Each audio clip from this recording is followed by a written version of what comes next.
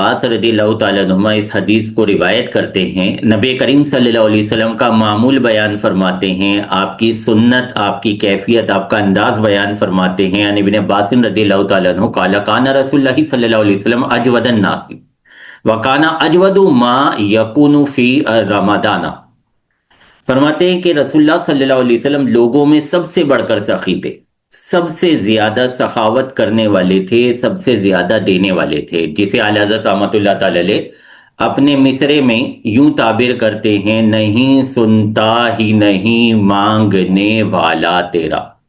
یہ آپ کے سخاوت کا عالم ہے۔ بہرحال ابن عباس رضی اللہ تعالیٰ عنہ بخاری شریف کی اس حدیث مبارکہ میں بیان فرماتے ہیں کہ رسول اللہ صلی اللہ علیہ وسلم ویسے تو اپنی معمول کی زندگی میں، اپنی عام زندگی میں سب لوگوں سے بڑھ کر سخی تھے، سب سے زیادہ دینے والے تھے، عطا کرنے والے تھے، لیکن ایک خاص موقع تھا، اس موقع پر آپ کی یہ جو سخاوت تھی، آپ اپنی سخاوت کا ریکارڈ توڑ دیا کرتے تھے۔ جو آپ کی اپنی سخاوت تھی، جو تمام لوگوں سے برتر تھی، تمام لوگوں سے بڑھ کر تھی، آپ اس سخاوت کا ریکارڈ بھی توڑ دیا کرتے تھے۔ فرماتے ہیں کہ کون سا موقع تھا؟ جب رمضان المبارک آتا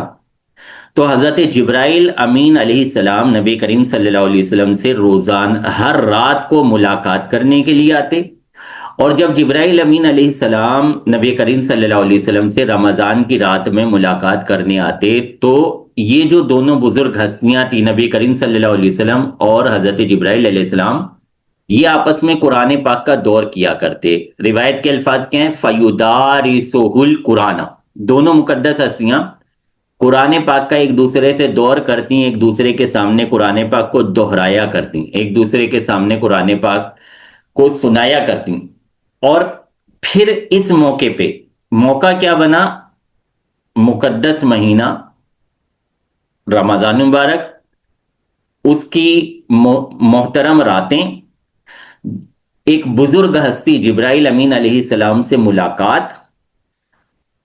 یہ جب ساری چیزیں جمع ہو رہی ہیں، اور پھر قرآن پاک کا دور،